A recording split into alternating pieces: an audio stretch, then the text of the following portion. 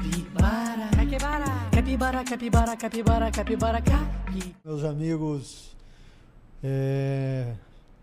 chegamos à oportunidade de realizar um projeto, né, Patrícia, que nós estamos desenhando há algum tempo, e eu acredito que é uma oportunidade ímpar estarmos aqui com um convidado que a nossa amiga vai apresentar, e eu acho que é uma bênção nesse momento a gente inaugurar com uma personalidade que eu entendo que tem muito a ensinar, que tem experiência, que tem paciência e, pelo que eu vejo, com todos ao redor, muito respeito. E eu acho que isso só engrandece nosso trabalho, a nossa oportunidade de entrevistá-lo. E espero aprender também aqui com o senhor, tá? Seja bem-vindo, Patrícia. Alberto, o Brasil começou com uma Santa Missa. E nós estamos começando levantando a capivara com o Padre Tony. Prazer, Padre Tony, seja muito bem-vindo. Hoje a gente vai sentar numa mesa de amigos e conversar à vontade. O senhor não vai admitir isso, mas o senhor tem se tornado muito popular entre os jovens. Os jovens têm falado com muita frequência e com muito carinho do senhor, sobretudo a gente que vive aqui na Baixada Cuiabana. Não tem um jovem, não tem um adolescente que não conhece o Padre Tony. O senhor tem alguma resposta para isso? Não querendo deixar o senhor numa posição assim desconfortável, mas o senhor poderia ter uma ideia por que isso? Por que isso está acontecendo?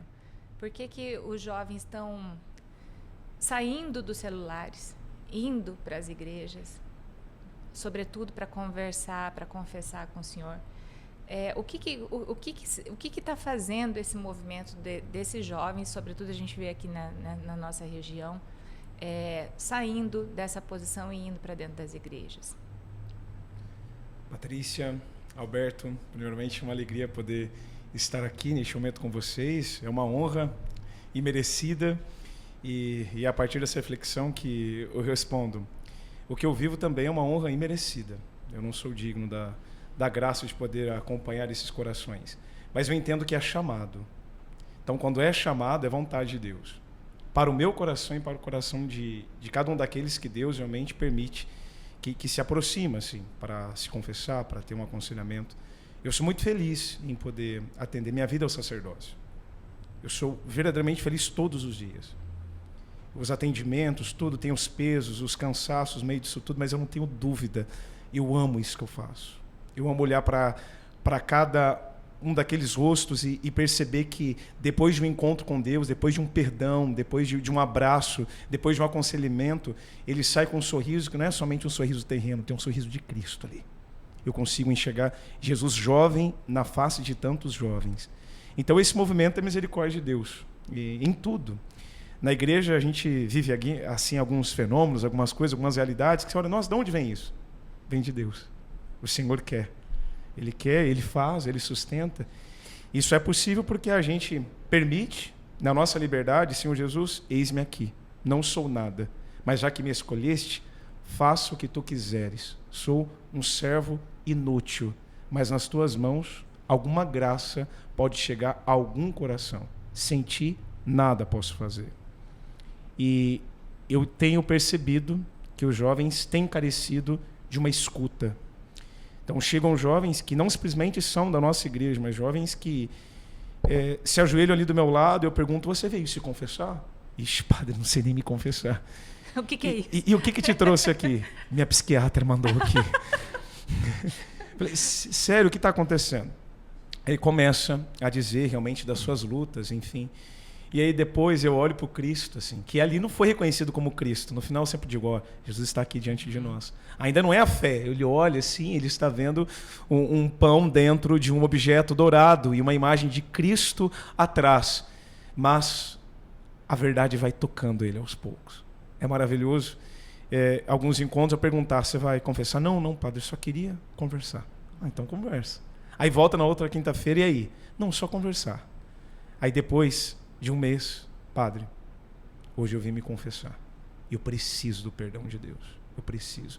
Hoje eu me sinto à vontade para poder realmente clamar esse perdão, porque eu tenho percebido que não é o Senhor que está me trazendo aqui, é o próprio Jesus. E é por Ele que eu quero permanecer. Enfim, é a misericórdia de Deus, é a obra dele. Legal.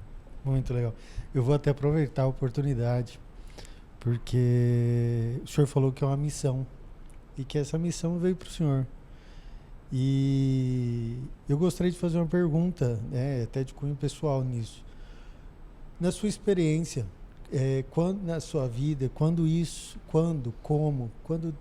essa missão apareceu para o senhor? Quando que a pessoa carnal entende que aquele momento Deus está tocando ele e que ele tem uma missão que vai além do que eu acredito que os objetivos pessoais, um objetivo maior? Quando isso se dá? Em que momento? Com qual reflexão? Com qual imagem do mundo te leva a tomar esse caminho para o próximo? Eu venho de uma família católica, né? Pais muito simples, que não terminaram nem o ensino fundamental em si, mas me ensinaram o principal, amar a Deus sobre todas as coisas.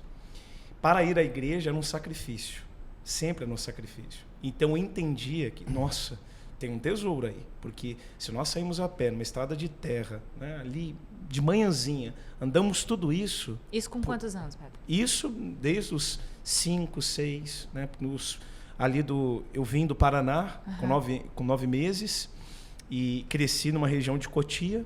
Meus pais iam a Santa Missa, mas depois a gente se mudou para um lugar mais distante, para um sítio mais distante. E ali, que eu já estava um pouco mais crescidinho, então já podia caminhar, não ficava só no colo. Então, ali eu pude perceber, realmente, o suor cai no chão aqui.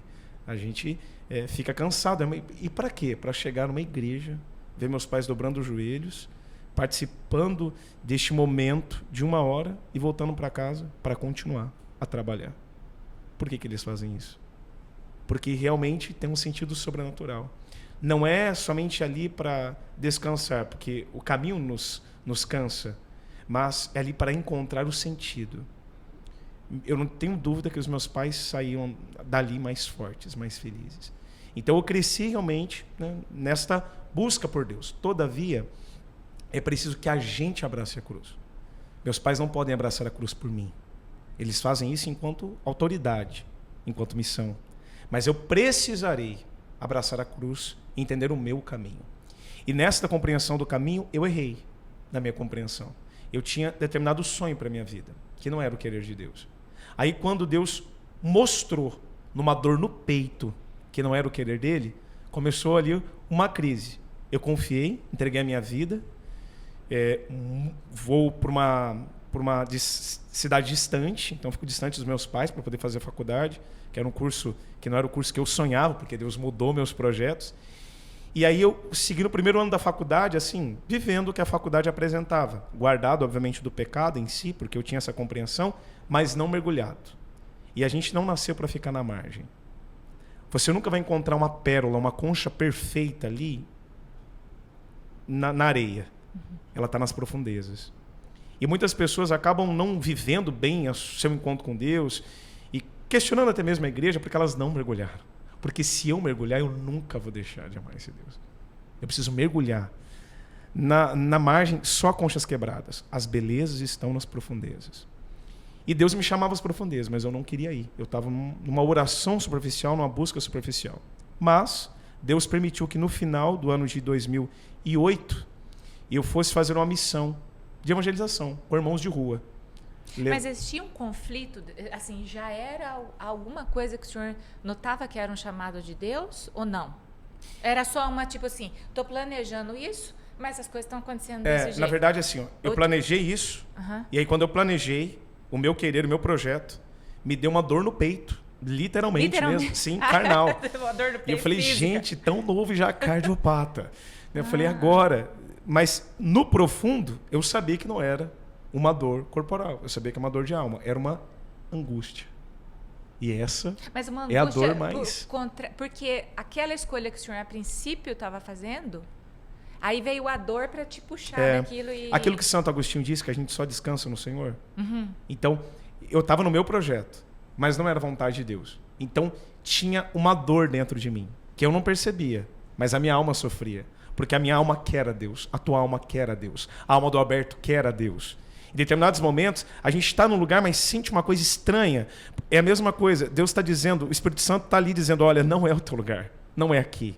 Às vezes eu não vou conseguir escutar essa voz, como eu gostaria de escutar. Mas aquela dor foi interpretada. Por quê? Minha mãe sempre dizia que às vezes dá uma dor na gente e é Deus mostrando que alguma coisa está errada. E eu preciso rezar para entender.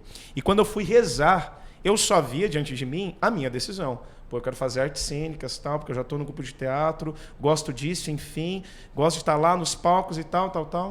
Só que parece que não é vontade de Deus. Porque está doendo meu peito. A única coisa que eu fiz de diferente foi a decisão para poder prestar, né, este vestibular, enfim, para poder pleitear essa vaga. E aí, naquele momento, eu entendi, eu vou ter que mudar.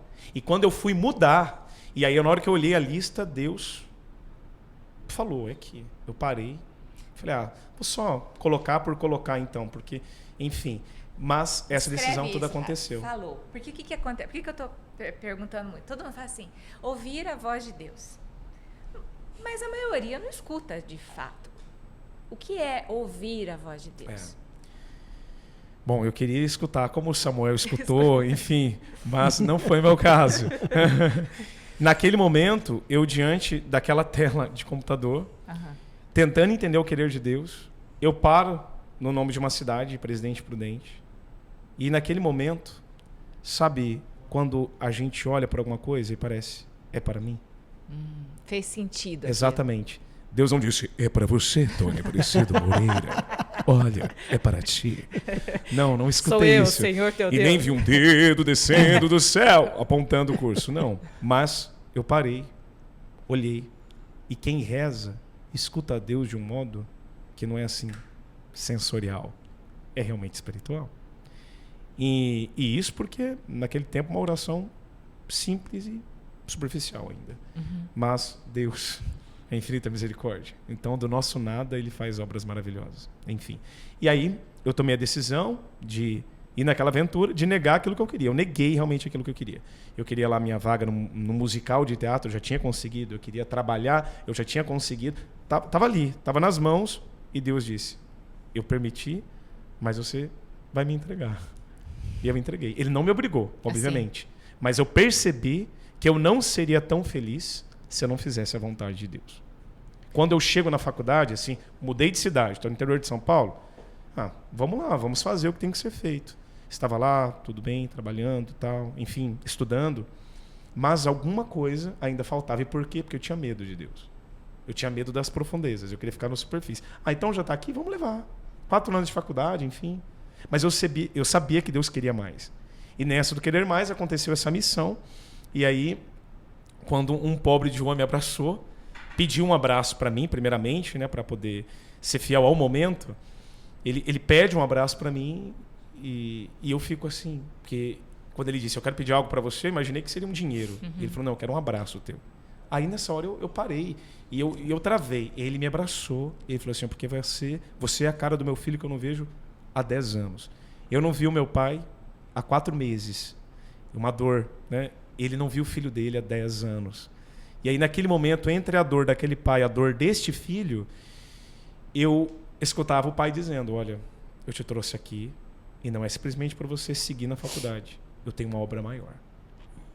E aí, naquele momento, abraçando aquele irmão, ali mesmo, da sujeira, de semanas que não tomava banho, e da perna ferida que ele estava, uma ferida grande, assim, de muito tempo, eu disse, eu não vou voltar mais como eu era. Eu vou rezar o que eu não rezei, vou buscar com profundidade agora, sem olhar para trás. E aí isso me traz até aqui. Aí, desse movimento que vem a primeira escuta, será que Deus me quer? Padre. E por que? Aí entra os jovens. Quando que essa missão acontece? Eu estou ali, jovem, 18 anos, com jovens de 17, 16 anos, que estavam querendo falar de Jesus nas ruas, para a gente viciada. Então, tem um amor de Deus muito grande aí. Claro. Porque o menino deixar a casa dele, tranquilidade, para poder ir lá falar para pobre de rua, mas Jesus tocou o coração desse menino. Porque não é natural. Mãe, eu quero ir lá hoje, levar um pão para o irmão de rua e anunciar Jesus para ele. Os meninos, 17 anos, mãe, conseguimos tirar aquele homem da rua, ele voltou para casa. Levou, foi para uma casa de recuperação, nós o levamos. Não é natural. Tem uma caridade extraordinária agindo aí. Uma graça. E quando eu vi esses jovens extraordinários, eu falei, nossa, eu não conhecia uma beleza assim.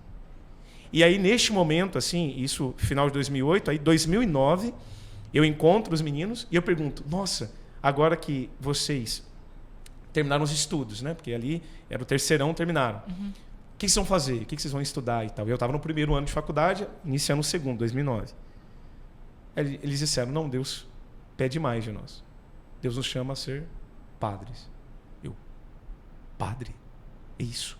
Padre? Eu falei, menino, mas pô, seu pai é empresário, segue aí o ramo. O que você vai inventar de ser padre? Mas na hora que ele disse padre, sabe, meu coração disparou. Eu perguntei, Senhor, é isso que tu queres para mim também? Aí entra um silêncio de Deus muito grande. Eu já queria, eu falei, nossa, eu já vou na loucura, vamos. Eu entendi, pronto. Eu já estava fazendo os planos, assim, é isso, porque, nossa, isso aqui foi sobrenatural. Achei meu caminho. Nossa, mistério da igreja. Foi claro isso aqui para mim, foi claro, Deus falou a partir desses meninos. Aí o que acontece? A gente continua com as missões até eles fazerem um processo de acompanhamento e irem, né, para cada um para a sua congregação. Nesse intervalo, eles vão visitar os meus pais. E minha mãe até olhou e falou assim, esses meninos não têm vocação. Minha mãe, eu disse que eles não têm. Interessante isso, né? Você vê que é uma visão espiritual e tal. E, enfim, encurtando a história, porque ela é longa, acontece que, realmente, os meninos depois entenderam que eles tinham que ser pais de família. Que, na verdade, estavam uma paixão por Jesus, mas eles tinham que viver aquela missão em casa. E, na verdade, o chamado ao sacerdócio era eu. Então, eles mesmos confirmaram que não tinha vocação. A Divina Providência organizou tudo. Exatamente, exatamente. E aí o que acontece? Daquele início de 2009, 7 anos depois eu entro no seminário em Cuiabá. E por quê? Porque Deus assim quis. Tá, porque mas esse lapso de 7 anos por quê? Porque Deus pedia para esperar. Eu mandei cartas para congregações e tal, enfim, porque eu realmente... Nossa, eu estava apaixonado por Cristo. Aí eu queria levar essa paixão. Você já estava buscando entrar em uma E ordem. por quê? Aí a gente enxerga toda essa missão com os jovens hoje. Porque Deus queria que eu estivesse com os jovens. Porque por permanecer, não ir para uma congregação, eu tinha que estar numa missão. Eu preciso me gastar. Se eu não me gastar, eu vou mofar. Eu tenho uma vocação. Eu não nasci para me guardar. Eu nasci para me lançar. Para gastar até o último. Isso é uma vida feliz. Senão vai ser uma vida mofada. Uma vida só para mim. Não, tem que ser uma vida para Deus e para os irmãos.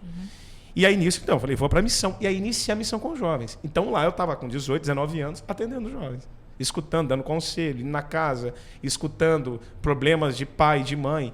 E aí nessa hora eu nem parava para refletir o que eu estou fazendo, porque é muita loucura o que eu estou fazendo. Da onde que veio tudo isso? Do Senhor. Não tem explicação. E aí nisso eu estou fazendo licenciatura. Então eu estou... ali também em projetos e tal com crianças. Aí entra uma outra missão. E tudo isso foi mostrando, nossa, eu posso ser de Deus onde quer que eu esteja. Na faculdade eu tenho que ser de Deus, no meu trabalho eu tenho que ser de Deus. Nossa, isso aqui é maravilhoso. E aí no apostolado com os jovens, foi crescendo tudo, foi crescendo. E eu falei, Senhor, aonde isso vai? É para permanecer aqui, fazer uma comunidade de vida, é para sair pelo mundo, né, com uma mochila nas costas, levando a Sagrada Escritura. O que tu queres de mim? É para formar uma família? Porque entrou em dúvida. Deus não quer que eu seja padre? E aí? Mas enfim, Deus queria que eu fosse padre. Mas tem um tempo para tudo acontecer. Eu tinha que esperar o tempo de Deus. Mas nesse tempo ele ficou calado? Nesse tempo, o que acontece quando Deus não nos fala? Faça o que tem que ser feito, obedeça os mandamentos, reza, adora Jesus, confessa, comunga. E continua. Exato. Não faça o que te tira da presença dele. Porque como que Deus vai falar para mim? Se eu estiver no lugar, como que um amigo fala comigo? Eu preciso encontrar esse amigo. Agora tem gente que quer que Deus fale, mas não encontra, não o busca. E pode ser que buscando esse Deus, claro, ele não vai falar nada para mim. E por que Deus não fala? Porque não é a hora. Porque se ele falar para mim determinadas coisas que vai ser para frente, eu não vou viver o que eu tenho que viver aqui para me preparar para aquilo que virá à frente. Sim. Mas o senhor não poderia ter pensado assim, mas se Deus não está me falando nada, isso significa que não é esse o caminho e poderia... Não, mas eu pensei nisso, até namorei nesse intervalo, para que realmente se confirmasse o querer de Deus e tal. Mesmo, né? E aí é maravilhoso isso. Eu sempre digo para o jovem, se você rezar, não vai ter erro. Se você realmente estiver na presença de Deus, não vai ter erro. O nosso problema é que a gente não sabe esperar e faz coisas erradas. Agora espera fazendo certo. Espera lutando. Não é esperar no sofá, Sentado. como quem, né, pediu um lanche, né, tá esperando chegar, né, pediu O uma delivery encomenda. chegar. Não, é você tá na luta, é na trincheira, é no combate, é servindo. Eu tenho que cuidar da minha família, eu preciso cuidar desses que Deus me deu. Eu preciso ser um professor maravilhoso, eu preciso ser um pesquisador maravilhoso. Eu estava na faculdade, fazia pesquisa, então eu tenho que fazer muito bem. É isso que Deus me pede. Ah, mas como vai ser depois? Eu não sei como vai ser depois. Eu só tenho hoje para amar a Deus, de Santa Teresinha do Menino Jesus. Então o que eu tenho é hoje. Se você perguntasse naquele momento, e aí, você vai mesmo para o seminário? Eu falei, eu não sei. Se você saber, você me avisa. Porque realmente Deus não confirmou isso no meu coração. Eu só sei uma coisa. Eu tenho um chamado, é amar. Eu tenho um chamado a ser santo. Pode ser que realmente eu nem chegue a concretizar nada, eu morra antes disso. Mas eu preciso estar no meu lugar. O meu lugar é a presença de Deus para deste lugar eu chegar no céu. Enfim. Eu estou fazendo essa pergunta, padre, pelo seguinte. Você começa a ler a vida dos santos, qualquer santo, seja ele mártir, viveu pouco, viveu muito. Quando você lê a biografia, você fala assim, nossa, esse cara tinha convicção e tinha assim, Deus falava tão certo, porque a vida dele foi tão assim, né, convicta, que parece que ele nunca sentiu essa ausência de comunicação, não por falta de oração, mas porque parece que Deus se oculta em determinados momentos e deixa você ali sem respostas, né? E aí eu escutando o senhor, eu vou fazendo um paralelo com a vida do santo. Então, assim, quem garante que eles também não tiveram isso? Essa falta de certeza, essa falta de esses silêncios de Deus. E quando você depois escuta a vida dele já, né, no fim, você vê toda a certeza e toda a divina providência. Mas quando não está acontecendo, é o processo, não parece que as coisas são tão certas assim. E pelo que o senhor está me dizendo, que eu estou entendendo, a única saída é a oração, né? Sim, sim. E aí você toca num ponto. O que foi Santa Teresa de Calcutá? Todo mundo tem uma imagem de Santa Teresa de Calcutá. Aquela mulher, né, na década de 90 e tal, todo aquele encontro com Lady Di, com o São Paulo II, toda aquela missão e tal. Isso. Tudo lindo na vida daquela mulher. Quem diria que aquela mulher teve anos e anos de deserto espiritual sem escutar Deus? Quem diria? Pois é. E depois, quando realmente se olha os diários dela, quantos momentos difíceis ela passou. Só que o que a gente via dela, sorriso, entrega. Se Deus não fala, é porque agora não é para escutar. E simplesmente fazer o que eu já escutei. Perfeito. Muito bom. Eis o mistério. Eis o mistério. Tá, e continua então, só para a gente finalizar. Aí o senhor então continuou mais um pouco, né, e buscando essa questão de batendo nas portas. O senhor bateu nas portas o quê? De Congregações. De congregações. O primeiro movimento, Isso sim. é uma boa pergunta. Eu queria entender o seguinte, o senhor é diocesano. Eu sou diocesano, exatamente. Qual é a diferença do diocesano, por exemplo, para uma ordem salesiana, franciscana? Tá, O vou senhor pegar pode esses explicar? dois exemplos. Tá. A ordem salesiana. Tá. O primeiro chamado de um salesiano é o cuidado com os jovens. Então, eles olham para a vida de Dom Bosco, para os salesianos, e veem aquela entrega ao jovem. Então, antes de pensar em ser padre, pensar em viver aquele carisma. E aí, se Deus quiser, vai formá-lo sacerdote. Mas o primeiro movimento do coração é poder estar naquele carisma, é cuidar do jovem. No caso do franciscano, é cuidar do pobre. Cuidar do pobre. Então, não sei se serei padre, mas sou chamado a esse carisma. E aí Minha alma se identifica com esse carisma. Exatamente. Uhum. E aí ele está unido à congregação, que está aqui presente, nesse estado, em outro estado e tal. Então ele fica ali à disposição do seu superior. O superior pode chamar daqui para ir para a Bahia, para ir para o Rio Grande do Norte, conforme onde estão as províncias, tudo isso. No caso do diocesano, ele é um padre local. Ele serve aquela diocese. Então eu sou padre da arquidiocese de Cuiabá. Tá? Então nos seus limites, né? Ao sul, Barão de Melgaço, ao norte, Nobres. O senhor pode ter vários santos que o senhor se identifica, mas assim, não está dentro de uma ordem tipo um franciscano. Exatamente. O padre diocesano é aquele padre de paróquia, que ele vai cuidar daquele povo. Então pode ser que ele tenha um jeito mais assim com os pobres, com os jovens, enfim, ele vai estar se encontrando porque ele tem que servir a todos. Mas se o senhor é um padre hoje da Arquidiocese de Cuiabá, pode ser mandado para uma Arquidiocese da Bahia, por exemplo? Não. Não? Somente por uma coisa especial. Por exemplo, eu pedi para o bispo que eu quero viver lá, naquela diocese, porque por algum motivo qualquer. Então, Aí por que esse que o senhor bispo tá aqui? tem que permitir e outro bispo tem que acolher. Não, mas eu vim para essa diocese antes, eu já vim para ser daqui. Minha formação foi aqui. Exatamente. Então, quem forma aqui, diocesano... Permanece aqui. Eu não sabia. Permanece aqui. É por isso que eu já vim. Aí o porquê de vir? Porque Deus quis. Eu precisava estar num lugar. Por quê? Por exemplo, Porque- do mesmo jeito, porque a vocação eu- matrimonial. Por que os cuiabanos? Por que Cuiabá? Porque senão eu não estaria nesse momento com vocês. É por isso. Deus já sabe de todas as coisas. Enfim. Mas é porque, como na vocação matrimonial, nossa, tem que ser pai e ser mãe. Vai ter que ter alguém do seu lado, vai ter que ser um casal. Enfim, você vai ter que encontrar a pessoa. Para poder viver a vocação, você tem que encontrar o mosteiro, você tem que encontrar a diocese, né? A sua própria diocese, ou, enfim, a congregação, ou outro caminho que Deus colocar. No meu caso, eu estava lá para me encontrar com Deus e não tinha feito encontro vocacional. E um amigo conheceu o Cuiabá. Esse meu conheceu no Cuiabá e falou assim: irmão, eu sinto que é aqui. Você tinha que vir fazer um encontro aqui, hein? E aí, quando teve encontro vocacional, eu falei, então vamos. Eu era professor universitário na época. Estava Morava no em primeiro São ano Paulo. do doutorado. Em São Paulo. Exatamente. Não E aí, conhecia Cuiabá? eu já tinha vindo em Cuiabá, na época do mestrado, em que eu vim dar uma oficina, né, numa universidade. Aí eu vim em Cuiabá, inclusive preguei ainda no grupo de oração da universidade. Enfim, foi uma experiência muito boa mesmo. Foi bem de Deus. Tem até um detalhe especial de providência desta vinda para Cuiabá. Mas ali eu não imaginava que eu um dia estaria aqui em Cuiabá, assim, definitivamente, nesse sentido, né? De não ser chapa, mas ser crush, né? É assim, aqui viver, né? Então, e aí eu vim fazer um encontro vocacional e foi aquele encontro profundo, assim. Deus tomou meu coração, eu percebi que realmente, nossa, é aqui. É aqui. Eu sinto liberdade para poder me entregar. E aí obviamente, tem as dúvidas. Nossa, mas agora eu tô na profissão, eu tô coordenando um curso, eu estou cuidando da formação dos professores, de uma parte da cidade, eu tenho minha missão com os jovens, eu tenho minha missão com as famílias. Que loucura! Deixar tudo isso.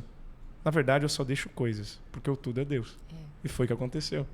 E basta compreender se é a vontade de Deus. Então, quando eu conversei com o padre e coloquei nas mãos dele. Padre, eu vou entender que o que o senhor disser para mim é vontade de Deus. Quando o padre me ligou, nossa, eu atendi normal e por dentro eu tremia.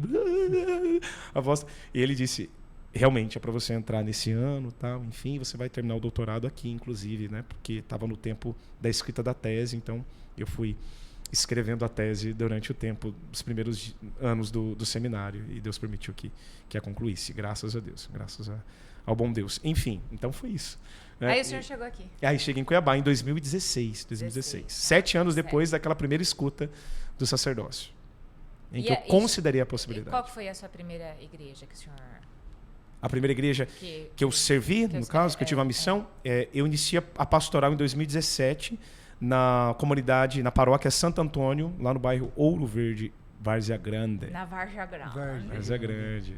Que legal. Sim. Povo Depois de lá. Barão de Melgaço, depois São João Bosco, depois Jangada e hoje Nossa Senhora, Mãe dos Homens. Mãe dos homens. É. Mas é normal fazer essa passar pelas outras paróquias e fazer esse Isso, movimento. tem essa missão. No preparo do seminarista, ele já vai para uma paróquia, enfim, para poder já estar ali conhecendo o que é essa vida sacerdotal. E hoje, qual é o movimento do seu trabalho que você acha que é mais importante do seu sacerdócio? Assim, qual é aquilo que você acha que está mais ligado a essa responsabilidade sua espiritual das pessoas? O mais importante para a minha vida sacerdotal é celebrar a missa e atender as confissões. Isso é o mais importante para mim. Porque em todas as missões eu posso pregar, eu posso abraçar, eu posso acolher, eu faço isso com muito amor. Peço a Deus que realmente me dê a graça de amar cada um daqueles que vêm ao meu encontro. Mas a Santa Missa o amor se realiza. Ali, aquela mesa é altar de verdade. Quantos corações que eu não podia aproximar ali, falar, mas foram alcançados na Santa Missa, que eu vou saber 1 ano depois, que vem dizer, padre, foi naquela Santa Missa, enfim, Jesus ali tocou meu coração profundamente. Hoje eu escutei isso mesmo. Pessoas que, enfim, estão ali em busca de um sentido, chegaram à igreja. A missa é o céu na terra. É incomparável.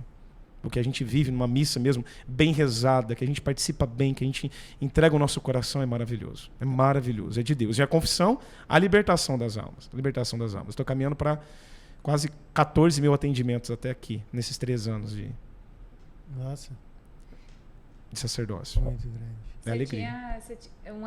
Antes de preparar, escolher seu nome, Padre Tony, o Alberto, ele falou assim, eu tenho umas dúvidas filosóficas. Eu falei assim, não é comigo que você tira. Eu acho que a pessoa indicada é o Padre Tony, né? E eu queria, se o senhor puder ter essa disponibilidade da gente tocar nesses assuntos mais filosóficos, né, Alberto? Vai? Mas eu acho que são questionamentos sobre Deus mesmo, né? Eu tive uma criação predominantemente católica, cristã, mas sem muita exigência. Lá em casa não tivemos nem hábito de rezar, mas é interessante, né? Sempre foi uma casa, embora meus avós, da parte dos pais, bastante religiosos, católicos, sempre bastante presentes. Mas a leitura que eu sempre fiz de igreja, embora, né, sempre assisti missa. Desde pequeno, meus pais sempre levaram a gente para visitar a igreja, assistir missa. Meus pais, né? Meu pai trabalhou, foi coroinha, sempre gostou. Tem muita história sobre isso. Meus avós sempre dedicaram muito. Mas é sobre... Por isso que eu até perguntei dessa missão, de como ela se dá. Porque a leitura que eu vejo... Eu gostaria que todo mundo tivesse esse tipo de missão. Porque a igreja, eu acho que ela afasta muito... Eu sempre tive uma ideia de que a igreja afasta muito Deus das pessoas. Como se fosse um intermediário daquilo que você tem que sentir, tem que ouvir, tem que estar no coração. Lógico que antes disso precisa ter a igreja ou alguém para poder ensinar, saber como interpretar, saber receber também Deus, né? Entendo. Mas a nossa questionamento filosófico, né, é sobre a leitura que eu faço é da dor. Né? Eu já vi várias religiões, já frequentei vários ambientes religiosos de religiões diferentes. Sinto que eu não tenho, que eu sou desprovido de preconceito, eu falo. Mas, ao mesmo tempo, acredito que a religião ela tem alguns preconceitos. E aí nossa indagação, nossa conversa sempre é de como pode Deus, na leitura da religião, ser muitas vezes excluir as pessoas. Ou por que se Deus existe, por que a igualdade de partida não é igual para todo mundo, no sentido da vida. Na vida que nós vivemos, onde tem muito sofrimento, onde tem gente que tem dificuldade, que não tem a mesma oportunidade, e que eu não acredito, pode ser por ignorância, que alguém tenha em outra vida escolhido vir nessa vida para passar por um sofrimento ou levar uma família a sofrimento. Quando tem famílias que não têm acesso à alimentação, onde predominantemente no universo de 7 bilhões de pessoas, 1% tem mais que 99%, onde as questões materiais acabam tendo uma superimportância, uma predominância em relação aos bens espirituais ou do próprio amor ao próximo. Eu acho que cada vez mais a sociedade está disputada, acho que cada vez mais ela está doente, que até tem muita farmácia, só abre mais farmácia e bar do que a escola, se a gente for ver. Mas alguns questionamentos religiosos sobre Deus é como Deus, se é Pai misericordioso, por que tanto sofrimento, Padre? Por que tanta gente nasce com diferença de partida, na igualdade de partida? Eu em relação a muitos outros, ou muitos outros em relação a mim, a Patrícia, a nós, ao senhor até, mesmo com dificuldade, saindo onde veio, mas eu falo com o mundo, talvez permitindo trilhar um caminho que chegasse ao sacerdócio e ali encontrasse Deus. Mas para a maioria das pessoas, talvez isso não vai fazer diferença. E aí meu questionamento é um pouco disso, né? Como explicar essa misericórdia ou esse amor, não que eu não duvide, padre, eu vou fazer uma declaração aqui que a Patrícia conhece, uma questão pessoal da minha vida e que eu considero que eu tenho um milagre na minha família, e é com a minha filha.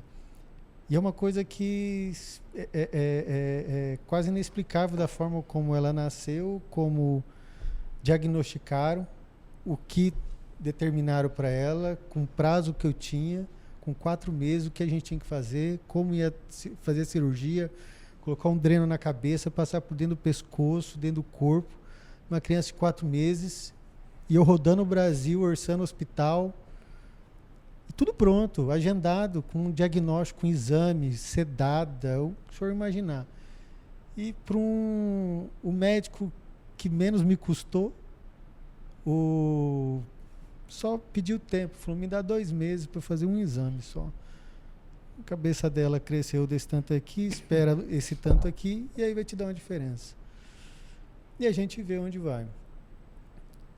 Nós decidimos lá em casa, eu e minha esposa, esperar esses 2 meses para ter um outro diagnóstico.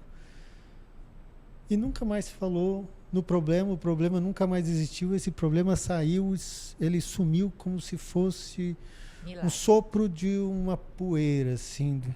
A coisa mais, assim, que na nossa família, a vivência disso, e a Patrícia viu, assim, a gente trabalha bastante junto, quando o diagnóstico aconteceu, toda a preocupação, eu tenho para mim que isso é um milagre. Eu não sei explicar isso, honestamente. O susto, a falta, as respostas, tudo aquilo que tinha na mão dizia totalmente o contrário daquilo que aconteceu. Então eu acredito em algo maior, superior, que une todo mundo, que leva amor.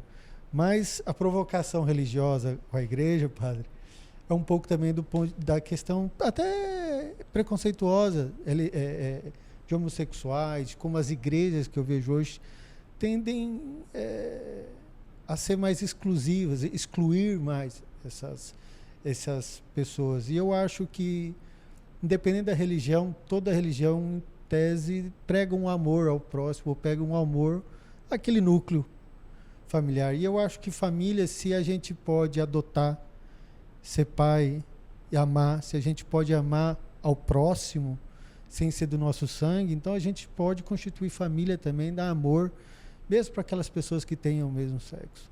E muitas vezes as igrejas, elas são muito preconceituosas em relação a isso. E aí isso sempre vem colocando esses questionamentos quanto à religiosidade.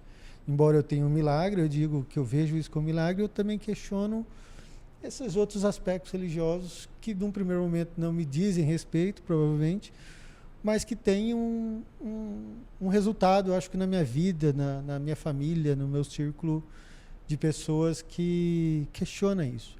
Então, o ponto de indagação é como é que é essa misericórdia divina, e não é sendo ingrato com o que aconteceu comigo, tá? Mas em relação a muitos outros com os quais eu convivo, eu participo, eu acho que a gente divide dores também, anseios. Sim, a igreja, ela acolhe a todos, mas não acolhe tudo. Um pai vai acolher o filho, seja como ele for, mas não vai poder acolher tudo. Se ele vem com coisas que realmente não são devidas, ele vai continuar amando o filho, mas aquilo não é devido. O filho pródigo voltou para casa, mas o pai deu para ele roupa nova. Ele não podia sentar na mesa com aquela roupa suja. Enfim, então a igreja vai acolher a todos. Eu digo isso mesmo porque a gente vivencia. Qualquer um que bater a nossa porta para ser ajudado, será ajudado. Eu preguei para pessoas das mais assim diversas realidades, preguei por amor a cada uma delas, qualquer um que seja qual for o o pensamento, tal. Alguns dizem, não sou digno. Meu filho, ninguém é digno. Todo mundo é necessitado. Eu estou aqui para anunciar o amor de Deus. Mas eu pego somente um exemplo, né? As pessoas costumam questionar a igreja por tal coisa, outra. Mas vai naqueles missionários que estão fazendo um trabalho, por exemplo, né? As pessoas questionam essa questão de exclusão das pessoas que têm esse desejo de viver desse modo. Por exemplo, eu fui visitar uma comunidade religiosa que tem essa vida ativa mesmo, elas cuidam dos pobres e dos mais pobres, né? Como o carisma de Santa Teresa de Calcutá. Então tem pessoas lá que se prostituíram, foram travestis durante a vida e tal, e agora não tem nenhuma ONG cuidando delas. Não tem nenhuma associação bonitinha que aparece num sistema governamental cuidando. Quem está cuidando são freiras. Freiras que tantas vezes viram as pedradas na igreja dizendo que a igreja é preconceituosa. Cadê agora preconceito? Quem que está lavando eles? Quem que está trocando as fraldas sujas? É o pessoal que questiona a igreja? Não, são as freiras. Que deixaram pai e mãe para cuidar. Então é fácil fazer um questionamento se eu não conheço a igreja na sua profundidade.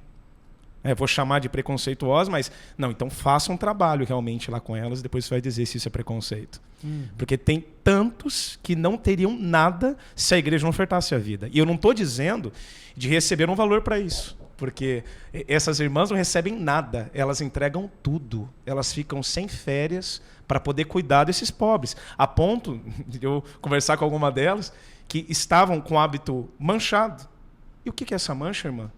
Isso é pus de ferida humana que a gente cuidou. Quem que está vendo isso? Isso não aparece na TV. É fácil questionar, colocar um ponto ou outro para fazer polêmica. Como eu escutei na faculdade, nossa, porque tem que cuidar dos pobres, ninguém cuida dos pobres. Quando ia cuidar dos pobres, ninguém dos nossos professores iam. Eu não via ninguém daqueles bonitinhos que falavam lá. Ninguém. Quem ia? A igreja. Eram os meninos de igreja.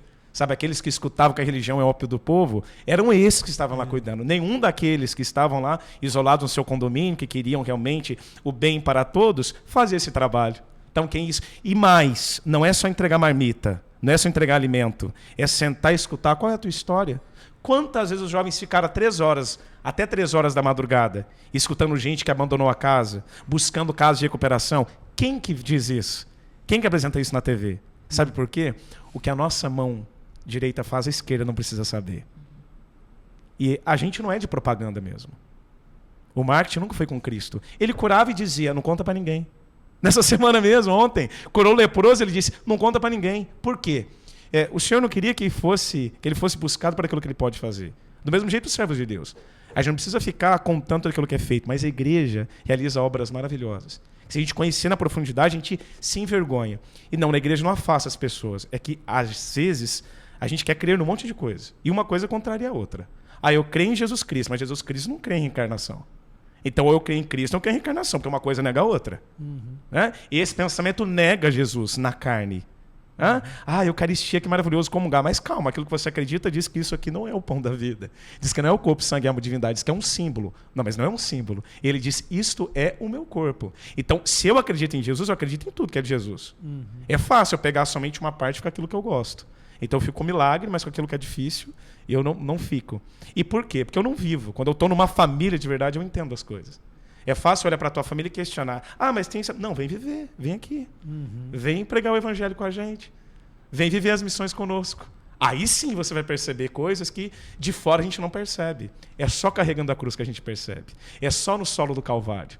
É só escutando, né, as prostitutas, escutando aquelas pessoas que estão na lepra, que nós vamos entender o que é a misericórdia de Deus. Então, por que Deus permite tanto sofrimento? Por que eu não vou aliviar o sofrimento das pessoas? Por que nós não estamos fazendo uma missão agora com as pessoas que estão nos hospitais? Por que eu não tomei ainda realmente a minha cruz no sentido de cuidar dos outros também? Por que eu não perdoei o meu pai e a minha mãe? Por que eu não estou cuidando do meu filho, que está só no celular? Então, Deus, na sua infinita bondade, permite que muitas coisas sejam realizadas. E por que pobreza ainda existe? Porque o homem pecou. Porque a gente se afastou de Deus. Se nós estivéssemos no Evangelho, ninguém estaria passando fome. Nenhuma nação estaria vendo, né, tristeza acontecendo desse modo. Mas tem nações que querem até que as crianças sejam abortadas no ventre das mães. E quantas? E quantas? Então, e por que determinadas situações acontecem? Enfim, essa vida é passageira mesmo. Olha o que aconteceu com o Filho de Deus. E por que algumas pessoas nascem com uma condição ou outra? Nossa, eu nasci numa família pobre, não questionei isso. Eu sempre entendi que o bem maior da minha casa, sabe, era estar com a minha família. Hoje, já vão se completar 8 meses que eu perdi meu pai. Nossa, que dor da presença física e tal, mas ele me ensinou o bem maior. Então, eu via, nossa, quantos pais com muito dinheiro, com muita coisa, mas eu amo meu pai, é o meu pai. O fato dele ser um homem simples, de nunca ter tido um carro, de ter me levado para a escola numa bicicleta, andar, sabe, ao contrário, não faz ele ser menos pai, ao contrário. Agora, o que é o bem maior? As pessoas elas têm que entender que o bem maior não são as riquezas, não são as riquezas. Onde o nosso Senhor Jesus nasceu? Ele foi criado numa manjedoura. Então ele está mostrando para nós que o bem maior não é essas coisas. O próprio Filho de Deus escolheu, porque ele é Deus, ele escolheu. Ele estava naquele lugar tão pobre por quê? Para que a gente enxergue a nossa pobreza. O tudo é Deus. Não é essas coisas que o mundo pode dar. Tem gente que está com uma mesa farta e vazio por dentro. E tem gente que está numa pobreza e numa alegria verdadeira. Exato. Sabe? Então, essa questão do dinheiro, as pessoas começam, por que tem pobre? É porque tem pobre mesmo, filho. Porque tem gente que é mais rica mesmo, não trabalhou, vem de herança, sei lá, de várias histórias. Agora, para todo o coração, Deus dá a liberdade de encontrá-lo. É fato. O pobre pode ser feliz, o rico pode ser feliz, o doente pode ser feliz em encontrar com Cristo, como os doentes que eu visito, que estão em situação adversa, que estão naquela coisa ali de pele e osso, e ainda tem um sorriso no rosto dizendo para mim, eu não vou deixar de acreditar em Deus. Por que na hora da cruz eu não vou me revoltar? Por quê? Porque se eu realmente vivo a fé cristã, eu sei que a cruz faz parte. Eu sei que a cruz faz parte. Por que eu passo por isso? Bom, meu filho, essa vida é passageira, tem uma eternidade para viver. Eu visitei uma mãe que estava com um filho numa situação de câncer. Ele teve com 4 anos, depois voltou. 4 anos depois, eu estava com 8 anos. Não falava mais, não conversava mais com eles, assim, não comia mais e não conseguia mais andar. Ele estava assim nos braços dela e eu cheguei naquela casa, preparado para assim levar uma alegria, mas ninguém tocava ali no assunto mais terrível. Conversando, ela falando, nossa, das crianças e tal. Eu falei, gente, como é que consegue essa mulher ser tão forte assim? Como é que pode? Eu olhei para ela e eu não aguentei, eu tive que perguntar. O que os médicos disseram? E agora, o que nós vamos fazer? Aí nessa hora, foi a hora o único momento que ela chorou. Ela colocou o filho contra o peito e disse assim, agora, irmão, é só esperar, entregar. Os médicos disseram que não tem mais o que fazer. E nessa hora ela chora, ela abraça o menino no peito, mas ela sabe, a vida aqui vai nos separar. Mas quando eu te ver de novo, não vamos chorar mais. Não haverá mais tristeza. Não haverá mais dor. Existe um céu. Existe um céu. Então a doutrina cristã nos fala de tudo. Da morte, tal situação, tristeza, doença, de tudo. E quando esse menino partiu, quando eu estava indo ainda para um trabalho da faculdade, eu recebi a notícia, o pai dele disse assim, Deus já o recebeu. Agora ele está brincando com o menino Jesus. Olha o que é um cristão. Entende? Não se deixe abater. Por mais que seja uma situação de dor. Por exemplo, meu pai sofrendo, questionando e tal, com tão pouco em casa, sabe? Comprando aquele pouco e dividindo com todo mundo para que ninguém ficasse sem comer. Eu não via meu pai reclamando, por que muitos têm tanto? Por que, meu Deus? Ele olhava e falou assim, o Jesus, é o que temos, eu te louvo por isso. E é por isso que eu sei que meu pai foi feliz. Porque ele não ficou pensando naquilo que lhe faltava. Ele agradecia aquilo que ele tinha. E por isso que, na verdade, nada nos faltou. Então, a religião me salvou, eu não tenho dúvida. A tristeza vem uns jovens sem sentido, assim, que vivem o que eles quiserem. Os jovens que chegam até mim mesmo, que, sabe, eu fiz tal coisa, e por quê? Porque deu vontade. A doutrina cristã fala, não, mas não é isso. Se essa vontade realmente vai contra aquilo, não, você não vai se embebedar, você não vai se drogar, fazer isso só para ter uma curtição. O mundo não dá isso para nós. Quem nos dá isso é uma doutrina. Entende? E eu vou me perder nesse mundo fazendo somente aquilo que eu quiser, que eu pensar, eu vou viver como animal. Então, de bater o impulso, bateu realmente ali o instinto, eu vou fazer. E está errado isso. Quem vai me dizer que está errado isso? A moral cristã. A base vai dizer, olha, isso aqui não é certo. Quantos pais que abandonam as suas filhas numa situação como essa? Quantos que, ao saber que teria um problema, que precisaria de um dreno, não, é melhor interromper essa gravidez. Sim. E para você é uma loucura você pensar assim a sua filha hoje. E quem que dá fortemente essa moral para você? Foi o tempo que você mais rezou. Quem te ensinou isso foi a igreja. Quem preserva isso foi a igreja. Porque ela vai ensinar. O Pai Nosso é a sua oração principal da tua vida. Esse que ensinou Jesus Cristo. Enfim, há muitos questionamentos e uma resposta. Cristo. Para tudo há uma resposta. Cristo. Só que Cristo, ele é claro nas posições, né, Padre Tony? Ele não faz flexibilização. Porque ele disse isso. Ou você está comigo ou você está contra mim. Ou você segue o que eu estou, né, determinando, ou você é o meu inimigo. Então, assim, não adianta. Eu vejo, assim, às vezes as discussões com a Alberto, assim, nós, os católicos, eles não estão querendo conquistar ninguém. E bater na sua porta e tentar dizer, a minha doutrina católica, siga a minha doutrina, não. Nosso Senhor deixou ela para nós, ela está ali bem clara, e você segue se você quiser. Se você Agora, quando você abraça e fala assim, eu sou católico, aí você tem que seguir aquilo E que assim, a igreja... exatamente. E o que o Senhor diz? Quiser me seguir, renuncie a si mesmo. É muito profundo isso. Eu não estou renunciando somente a uma coisa, eu estou renunciando a mim. As minhas vontades, As vontades, os meus desejos. enfim. E por quê? Porque realmente, sem ele, nada eu posso fazer. Então eu preciso entender o que é vida. Eu preciso entender com quem eu entendo o que é vida. Com aquele que me deu a vida. Entende? Porque senão eu vou inventar qualquer coisa. Ah, vida é isso aqui. Aí vive tal coisa. Aí pode isso aqui. Como a gente vê muitas coisas acontecendo. De chegar lá e matar um monte de gente. Não, porque nós somos os certos. E pode fazer isso. Não, não pode fazer isso. Onde que você entendeu? Então, nós precisamos ter aquele que é o centro. Né? Então, Cristo, realmente, ele foi muito firme em todas as suas posições. E por isso que ele foi tão perseguido. Né? Quando ele disse para aquela mulher, né, que vivia no erro, ele disse, vai e não torne a pecar. Então, não é simplesmente, ai, te amo. Ele ama ela do jeito que ela é. Ela não precisa fazer nada para ser amada. Mas para que ela realmente se salve, ela precisa mudar de vida. Ela precisa mudar de vida. E por quê? Ela não será feliz fora disso. Eu lembro, por exemplo, ao chegar e fazer uma missão no asilo. Estava chegando missão no asilo, e aí eu feliz, cantando, os meninos com violão e tal, tal, tal. E aí um senhor olhou para mim e falou assim, meu filho, não para com isso, não. Eu falei, não, estamos cantando, vamos parar. Não, mas eu falo da sua vida com Deus. Ah, se eu pudesse voltar. Eu quis fazer do meu jeito. Quis fazer tudo conforme a minha vontade. Ah, se eu pudesse voltar. Criei meus filhos também assim, livres. Se quiser, você faz o que você quiser. Se o que você quiser. E hoje, nem vem me ver. Paga a mensalidade aqui, desse asilo, e eu fico aqui. Então, por favor, meninos, não deixe de fazer o que vocês estão fazendo. Não abandona Jesus. Não abandona Jesus. Porque se eu pudesse voltar, eu voltaria. Mas eu não posso mais. Agora vocês estão na juventude. Então não percam essa juventude para o mundo. Não percam. Eu digo isso porque eu atendo os jovens lá de qualquer situação. Pode vir, menino, mais sujo que for, só o catinguelê. Pode estar ali só a cara da sujeira, sabe? Do jeito que for, ele vai ser acolhido. Vamos amar, vou abraçar esse menino. Seja o que for, olha, sei lá, sabe, como alguns jovens. Ah, eu tô namorando com uma moça de inteligência artificial. Tem um menino que namora com 2 mulheres de inteligência artificial. Olha a loucura que está na cabeça dessa juventude, entende? E nós atendemos todos eles. Não vai ter um momento que eu falo assim, eu vou olhar para a cara e falar assim, não, eu vou acolher cada um deles. Só que eu não vou dizer que ele está certo em tudo. Porque até mesmo por ter errado tanto, é porque alguém não disse não para a criança. E eu vou dizer sim para tudo? Não, de maneira nenhuma. A doutrina vai ser dita. Atendi um jovem hoje, e eu disse para ele assim, com toda clareza, presta atenção uma coisa. Eu não vou alisar sua cabeça. Eu vou falar aquilo que é verdade.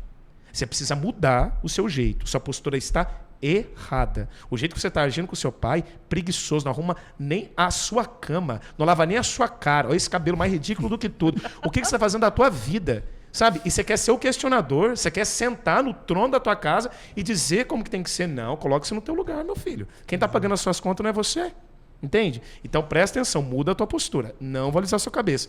Você está assim porque o seu pai não disse não. Mas se o seu pai não disse não para você, eu vou dizer. E eu vou dizer, a coisa está errada. Não é desse jeito. Você está aqui, você nem... Obviamente, às vezes a gente pergunta, né? O que te trouxe aqui? Minha mãe. Né? Ela tá ali, ó. E aí é todo um complexo, porque a gente fala firme, é 2 realidades aqui para vocês entenderem bem, né? A gente tem que dar firmeza, mas ao mesmo tempo colo. Claro. E assim, isso é muito claro.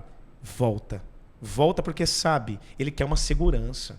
Ele não quer um negócio perdido, faça o que você quiser. Porque depois do faça o que você quiser, fica o quê? Depois daquela noite de curtição que você provou tudo que você queria provar, fica o quê? Vazio. Sabe o que você queria? Você queria aquela coisa simples, de uma mesa preparada, um café da manhã e uma família. Porque isso é permanente, não é passageiro como uma balada. Ninguém vive de êxtase. Exato. A gente vive de verdade, trabalho, estudo, enfim. Né? E é uma alegria poder anunciar com amor. E tem muitos lá que voltam, ainda estão no erro. Né? Porque para consertar essa coisa do preconceito, eu acolho o jeito que tiver. Tem gente que eu sei do erro. Está vivendo pecado, está vivendo com tal pessoa em tal situação, eu vou acolher do mesmo jeito. Eu vou dizer, olha, infelizmente você não vai poder receber Jesus na Eucaristia, mas eu estou aqui para te ajudar para que um dia você receba. Entende? Seja o que for, tem jovem que ligou para mim, sabe, madrugada, para eu poder ir lá acolher, porque tinha tentado suicídio, enfim. Nossa. Lá vamos lá acolher, segurar a mão desse jovem. Tá? E um deles, eu lembro muito bem, assim, sabe? Eu falei, meu Deus, a gente vai perder esse menino. A gente vai perder esse menino. olhei para ele e falei assim, olha, Deus é misericórdia, tá aqui e tal. E eu falei, você consegue se arrepender, querer uma nova vida? E ele, padre, hoje não. Eu sei, eu preciso, mas hoje não. Falei, meu filho, pode ser que não dê tempo. Não, eu vou me recuperar. Eu falei, filho, por favor. Eu ajoelhei no chão pedindo para esse menino, permita, né? Vem, Jesus está aqui, eu posso fazer a Eucaristia para você e tal. Mas tinha umas coisas que ele era apegado. Eu falei, olha, essa vida é um sopro. Aí um dia, Alberto, ele mandou mensagem para mim e disse assim, padre, estou escutando as suas canções. Você podia vir aqui? Eu falei, claro, lembra que eu falei para você e tal, que eu ia ao teu encontro? Ele morreu algumas horas depois. Nossa. Não deu tempo. Não deu tempo. Não deu tempo. Nossa. Então, assim, a gente tem que entender que essa vida é frágil. Essa vida é frágil. Eu acho assim que o desafio hoje é maior, porque é o que a gente está até conversando inicialmente, eu e a Patrícia, porque a internet, com jovens principalmente, a internet eu acho que ela escancarou o mundo, a virtualização do mundo tão rápida, ela escancarou a informação para todo mundo sem filtro a qualquer momento. O celular todo mundo tem acesso. Se não tem acesso, as crianças ao próprio têm acesso ao dos pais, muitas vezes. E ali em 2 cliques, acabam tendo acesso a informações que antes a gente tinha que ir longe para conseguir, ou cavucar muito para ter acesso. Informações negativas, ruins, pornográficas, de tudo pornografia, isso. De tudo isso em relação ao mundo. E pesadas também, né? Desde conteúdo de filme ou faixa etária para assistir qualquer informação. Então eu acho que fica esse bombardeio de informações à juventude talvez torne o trabalho do sacerdócio algo mais desafiador, né? Árduo. Mas é uma realidade, não é, padre? Com certeza, com certeza. Todos os dias demandas novas, assim, que a gente vai buscando conhecer para poder ajudar, O celular realmente é um instrumento que, digamos assim, tirou demais a pureza dos jovens, das crianças, né? Pra você ter noção, o que a gente está vivendo aqui, que é uma conversa, tem famílias que não vivem isso em casa. Isso. Não vive isso aqui. Não é tão legal a gente poder partilhar, sentar numa mesa e tal, mas tem famílias que perderam isso. Perderam isso porque deixaram essas telas dos olhos para outras telas artificiais. E por quê? Porque realmente o negócio é tremendo. Traz o que você quiser. Você aperta um país ali, o nome de um país e um monte de coisa, em tudo. Você aprende tudo ali. Sabe aquilo que na biblioteca a gente tinha que ficar com a Barça na mão para poder escrever, assim, tomar cópia, enfim. Hoje não, você traz aqui num clique. Então realmente é um mundo.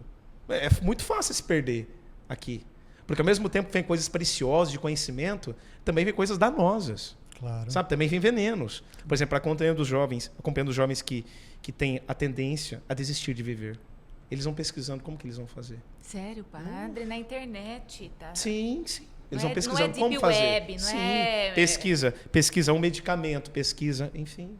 O Google traz isso. Exatamente. Muitas vezes é falta, eu acho que disso, né? Do diálogo, ter alguém de confiança aqui para conversar, né? Um espaço... porque, Alberto, isso é vazio. A pessoa, para estar pensando num negócio desse, ela deve... Não sei, padre, é uma pergunta. Então, qual que é o sentimento para uma pessoa... A gente tem tanto instinto de autodefesa, se vem uma coisa na nossa direção, a tentativa sempre é se defender, viver, sobreviver... Uma pessoa para estar buscando isso, Alberto, eu acho que a única coisa que ela tem é um vazio que nada preenche. Victor Frankl, né, que ele foi o que cunhou o que a gente chama de logoterapia. Ele é o fundador da terceira escola, né, de psicoterapia. Victor Frankl, que ficou no campo de concentração, ele viu pessoas que naquele ápice de dor se jogavam lá naquela cerca elétrica. Desistiam. Iam à míngua.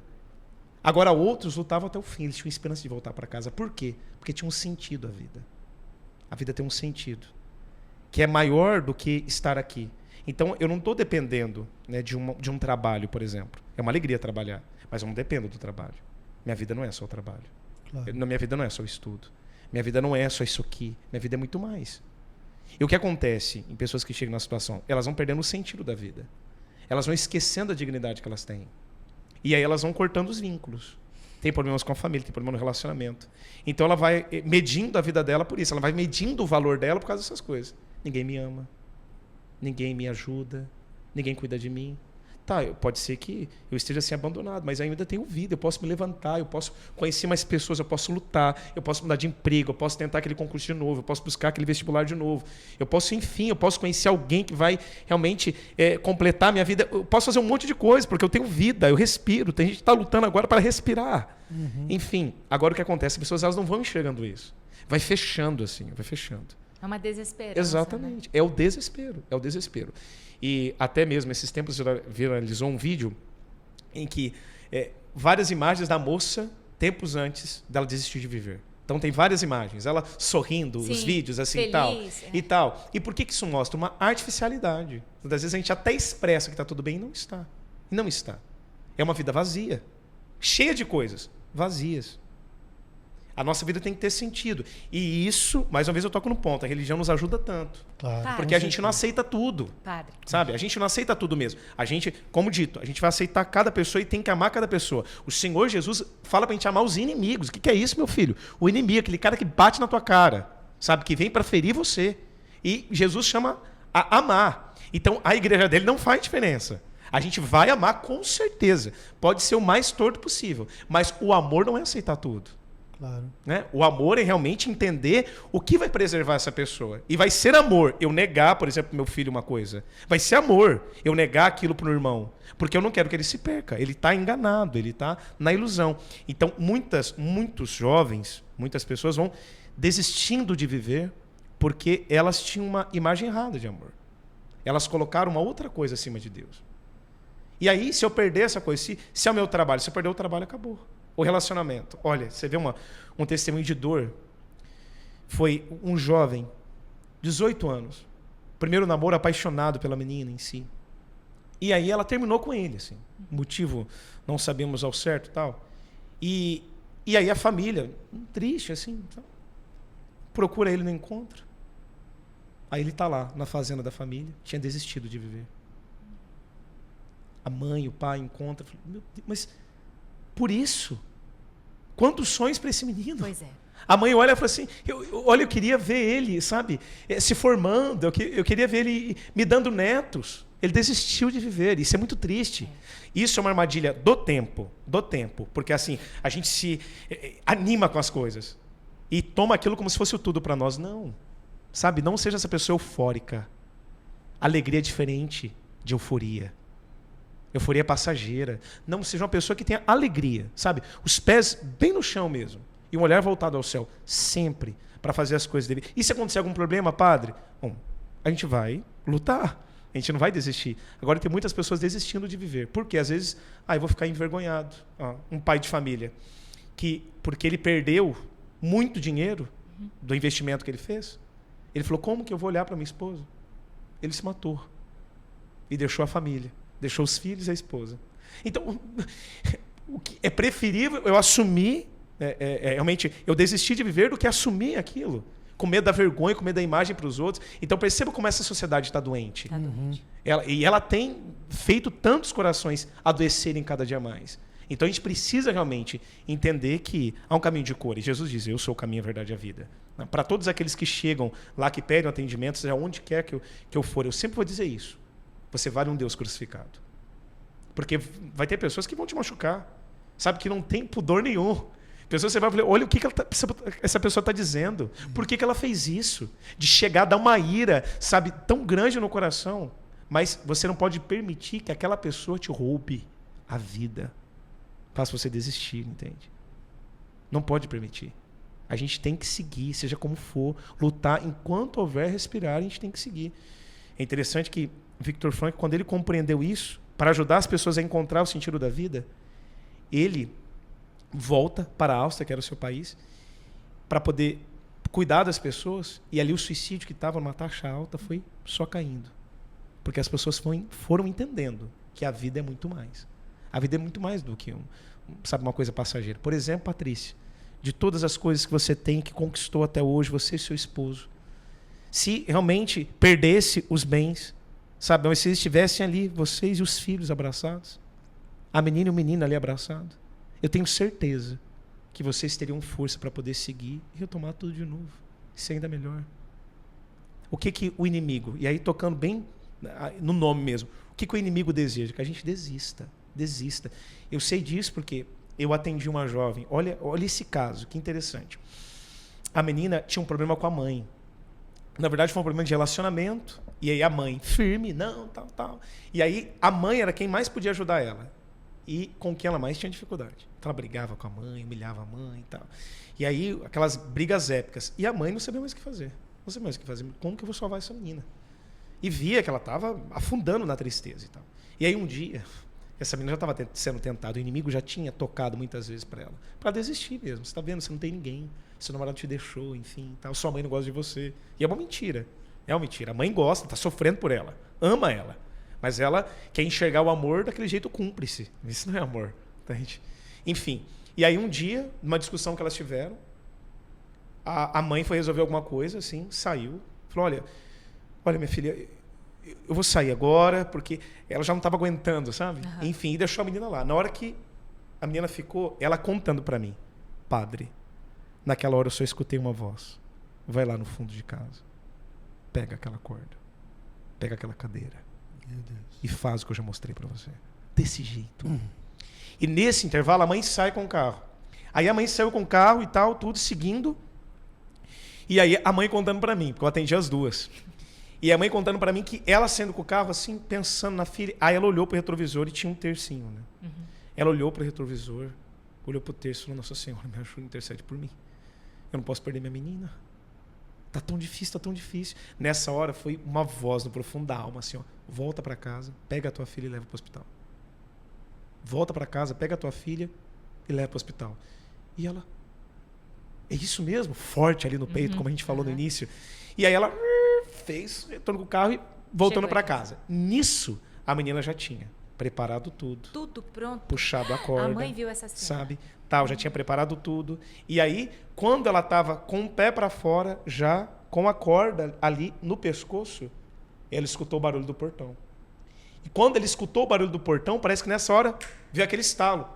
O que eu estou fazendo? O que eu estou fazendo? Meu Deus. E aí ela foi, desceu da cadeira, ficou meio alucinada, tal, desceu o corredor, enfim, a escada, a mãe dela chega procurando ela, cadê filha? Pegou a menina, abraçou, vamos para o hospital. Ah, por quê? Vamos para o hospital. Você não está bem, você está tendo uma crise, vamos para o hospital. Levou ela para o hospital. Salvou a menina. Nossa, graças a Deus. Salvou a menina. E aí a menina dizendo para mim, padre, e minha mãe não sabe que ela me salvou naquela noite. A coisa estava muito certa, padre. Eu puxei a corda, estava firme, sabe? Não ia ter volta. Naquela noite, a minha mãe voltou para casa e por isso eu pude voltar a viver. Hoje ela vive bem. Olha, você vê. Hoje ela está bem no relacionamento, está bem com a mãe. Então, por causa de uma tentação, entende? De tristeza, ela ia jogar tudo. Ela ia jogar tudo. Tem uma situação no seminário que...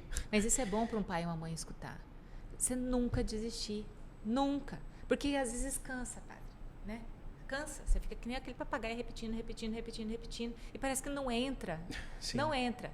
Então, é tão bom esse testemunho, porque você não desista. Seja o cansativo quanto for. A luta tem que ser... Porque você chega do trabalho, você está cansado. Exato. E aí você ainda tem que... Você tem, Alberto, é uma decisão que um pai e uma mãe tem que ter o dia que tem filho. Não importa o cansaço, que eu estou, o mau humor, que eu tenho que deixar tudo lá de fora. Porque a coisa mais importante que você tem é devolver teus filhos para Deus. Eu acho que é o que você vai ser mais cobrado por Deus. Eu acho isso. também. E você não pode cansar. E essa mãe, ela poderia ter passado na cabeça dela, estou cansada, chega. Não aguento mais essa menina, e ter, às vezes, demorado para voltar e ter perdido a filha. Eu acho que também de Muito não obrigada ser... acho que os pais, um desafio muito grande é de não ter um amor cúmplice, como o padre disse. Um amor que é falar a verdade. Você fala com É o filho? ser isso, com dureza, com família. Firmeza.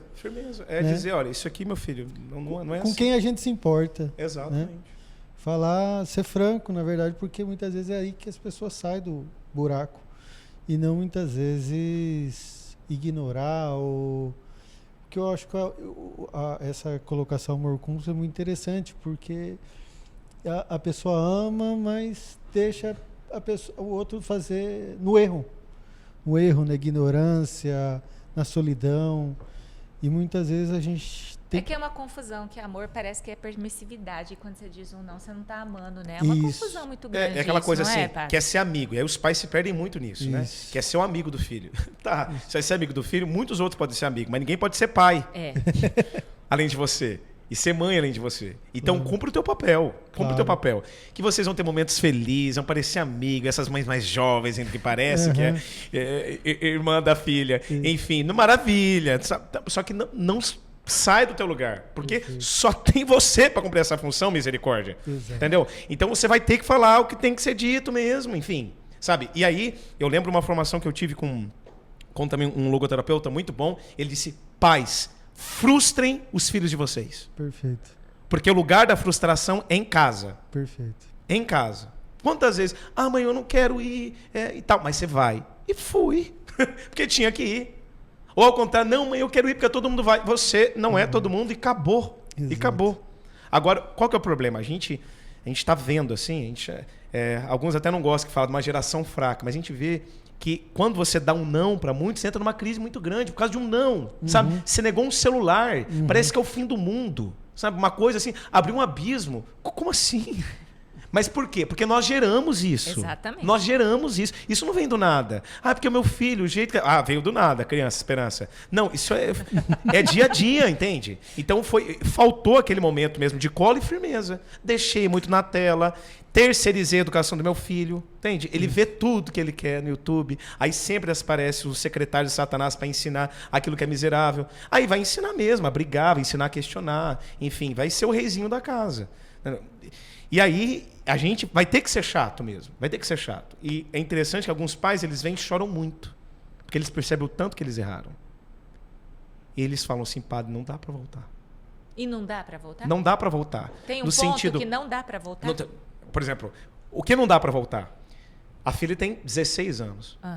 Os pais erraram em todo aquele percurso. Voltar para a infância não vai dar para voltar. Tá. E eles falam, o que fazer agora? Padre, o que fazer agora? Isso. Porque o inimigo vem na cabeça. E daí? E vai dizer assim, tá vendo? Sabe, você é um frustrado. Tá vendo assim? Olha, não deu certo. Você não foi capaz de cuidar dos teus filhos. Então, o que eu falo para esses pais?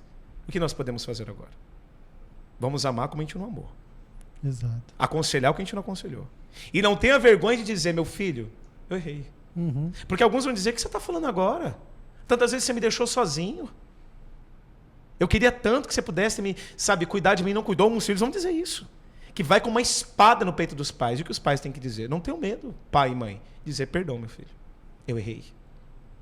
E agora eu estou assumindo o meu erro para que você não erre.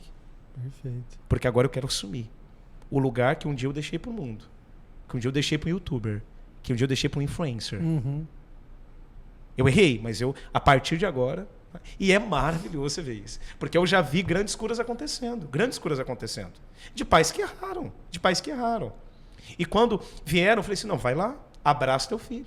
Pede perdão. Não, mas vai lá, fica na porta. Espera ele sair, abraça o teu filho. Sabe? Mas ele é chato, padre, ele esquiva.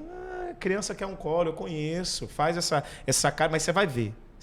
Eu sei porque quando a gente lida em encontros com jovens retiros, chega no momento da família, gente, chora até quem não está lá. Porque realmente são aqueles que Deus nos deu. A família é sempre um ponto, sabe? E o que fazer? É perdoar. Eu lembro que eu bati firme com uma jovem que eu conhecia, porque eu sabia que ela tinha um problema com o pai. Eu falei, olha, perdoa o pai. E o pai errou. E eu não tinha como chegar pro pai, entendeu? Para dizer pro pai, por favor, né, senhorzinho? Entendeu? Vai lá, pede perdão pra menina. O trauma que ela tem, tá com aquela cara de trauma. Você olha pra ela, você vê um trauma. Mas eu não tinha ele. Eu não tinha liberdade com ele, eu tinha liberdade com ela. Então, o que eu tenho que fazer pra ela? Perdoa sem que seu pai peça perdão. Se eu conversasse com ele, perdoa a tua filha, sem que ela te peça perdão. Entende? Qual que é o movimento? Entende? Eu não dependo que o outro me perdoe. Eu já o perdoei. Se não tem tu, vai tu Exatamente. mesmo, né? Eu não dependo que ele venha me pedir perdão. Eu já, sabe, perdoei e acabou. E aí um dia, eu no ônibus A e senhora tal... foi trabalhando isso com ela? Foi, eu no ônibus e tal, como todo bom pobre, de pé, com a mão em cima aqui assim, sabe? Não precisava nem segurar direito, porque tinha muita gente, então estava todo mundo reunido, aquela união, o povo brasileiro, vamos juntos. Uhum. E aí ela sentada, toda bonita, princesa, e aí com a bolsinha dela e tal, tudo tranquilo. Quando a gente estava conversando, falando sobre a vida, eu trabalho, maravilhoso e tal. Aí do nada, aquele momento que São Paulo a Timóteo, né? Pregue oportuna e inoportunamente. Eu fui bem inoportuno. Eu disse assim, e o seu pai? Nossa, acabou a vida naquele momento. Ela falou assim, o que tem meu pai? Falei, como que está o seu pai?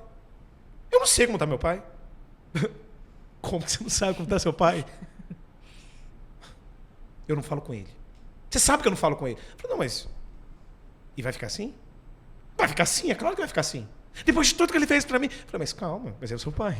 Não muda. Não existiria você se não existisse seu pai. Você tem que agradecer a ele pelo fato de você viver.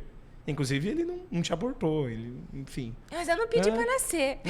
Toda aquela situação. Eu falei, não, você precisa resolver isso dentro de você. Não. Aí ela apontou, você não sabe por tudo que eu passei, tal. Eu falei, não, mas eu tal... E ela falou assim, eu não quero saber cuidar da tua vida e tal, bem tenso. Eu falei, não, eu sei, eu tô cuidando dela, eu quero te ajudar a cuidar da tua também. Enfim. E aí, ficou nessa. Ela não gostou nada. Pois um dia Deus me coloca naquele mesmo ônibus, enfim, do ladinho dela, de pé, com aquela mesma emoção. E eu toco no assunto de novo, só pra ver a menina ficar com raiva. E aí, eu incomodei ela de novo. Eu falei assim, por que você tá insistindo com essa coisa? Eu falei, porque a gente só tem um pai. E porque a gente só tem uma vida. Você não sabe quanto tempo que você vai ter de vida dele aqui, de vida tua, entendeu? E tem uma ferida aí dentro. Se você tivesse resolvida, não doía tanto. Por que você ficou tão enfurecida? Porque tá machucada. Você vai viver machucada desse jeito? Só tá fazendo mal para ela, né? Exatamente. Não, ainda que ele não mude, ainda que ele não peça perdão, mas você precisa ter essa cura dentro de ti. Muitos jovens chegam assim, eu preciso orientar nesse sentido, né? E aí eu fui, peguei um texto, entreguei para ela, estava indo para a missa para poder rezar por ela e tal. Enfim, eu não era padre ainda. E aí passou um tempo e tal. E eu rezando para que esse encontro acontecesse. O que acontece um dia, ela passou na frente da casa do pai dela. Porque realmente eles não moravam distantes. Ela passou na frente da casa do pai dela olhou para ela, olhou para o pai dela. E naquele momento, o coração disparou. Quando eles foram se perceber, eles já tinham atravessado a rua e se encontraram. Que legal. E aí, no mesmo momento, assim, um pede perdão pro outro. E ali foi um processo de redenção. Lindo. Um ano depois ele morreu. Olha. Nossa. A gente nunca sabe a hora. Um ano depois ele partiu. Imagina se ele morre e ela leva aquela angústia pra vida. A mensagem que ela me mandou, nossa, que eu não tenho aqui, pra mostrar. A mensagem que ele mandou dizendo, olha, aconteceu algo maravilhoso. Se eu soubesse que seria assim, eu teria ido antes. Eu teria ido antes. Olha que coisa linda. Quanto tempo perdido, sabe? Ela falou assim, nossa, eu estou vivendo uma alegria com meu pai que eu nunca tinha vivido. Nunca tinha vivido. Sabe, poder estar lá com ele, sabe, conversar. Ela teve colo. Aquele pai pegou aquela menina de 20 anos no colo. Abraçou, sabe? Porque aquela menina esperava o colo do pai há décadas. Há décadas. Enfim, se eu fosse, tipo, o amigo dela legal, é verdade, né? Tem pai que é difícil mesmo. Mas, filha, importante ser feliz. Você não tá bem no seu relacionamento, então segue. Não. Exato. Amigo de verdade vai falar, vai ter que perdoar mesmo, minha filha. Exato. Tá vendo? A gente vai ter que incomodar tantas vezes. O cristão incomoda mesmo, incomoda. Sabe, incomoda. Isso é ser sal da terra e luz do mundo. A pessoa tá dormindo lá e você acende a luz? Não quer. Exatamente. Mas assim, amanheceu. Você precisa viver. Você precisa sair desse quarto. Entende? Você sair desse quarto. Uma vez uma menina, assim, esperando o acolhimento. A gente tem que acolher com todo amor. Mas ela tinha uma mentira nos lábios. A mãe dela levou ela lá. Fazia 2 semanas que ela não tomava banho. E aí eu fui para uma sala com ela, assim, olhando para aquela menina toda. Você via que ela estava afundada na tristeza, assim, sabe, um desânimo e tal, tudo, sabe? Enfim. E ela já começou. Meu pai não me ama. Minha mãe não me ama. Meus irmãos não me amam. Aí eu olhei bem para ela e disse, isso é mentira. Isso é mentira. Isso é mentira. Aí ela regalou. Sua mãe está lá fora, chorando, para que você saia daqui sorrindo. Se ela não te amasse, ela deixava você apodrecer no quarto, porque até não estava difícil isso acontecer, né? Porque nem banho você está tomando. Ela deixava você apodrecer no quarto. Mas ela foi lá, tirou você de lá, suplicou, te trouxe aqui. E você vem dizer para mim que sua mãe não te ama? Isso é uma mentira. E quem que é o mentiroso? É o inimigo. Que nessa hora ele vai aproveitar da situação, vai tentar ela a entender que ninguém ama. Claro que ama. Tá todo mundo preocupado com a saúde da menina. Eu entendo que, assim, em algumas situações, obviamente, tem problemas graves na família e tal, tudo. Mas sempre, sabe, sempre você pode encontrar alguém para te ajudar, sabe? Sempre. E você que está me escutando agora, estou de portas abertas para te acolher na paróquia. Sabe, qualquer situação, sabe? Tá faltando, ó, você vai lá e você vai escutar Jesus dizendo o amor dele por você, sabe? Ainda que as pessoas que você deseja que te proclame amor não digam, sabe? Tem uma igreja que vai dizer isso para você. E aí eu toco no ponto. Independente do pecado que você esteja, você não precisa mudar para poder dizer isso para você. A mudança vai vir quando você quiser comungar plenamente desta mesa. Mas, independente do jeito que você tiver, você vai ser acolhido. Enfim. Padre Tony. Muito bom. Eu sei que o senhor tem um compromissão aqui agora, que é atender mais jovens lá, agora que estão te esperando. E é só por isso que nós vamos interromper e finalizar nosso podcast aqui, porque tem muito assunto bom ainda. Muito. Se o senhor nos permite. Eu queria escutar ainda, pode ser numa próxima oportunidade, sobre o seu trabalho com a escola que o senhor está montando, a educação. Dá para falar rapidinho, assim, 2 minutos, aí depois a gente...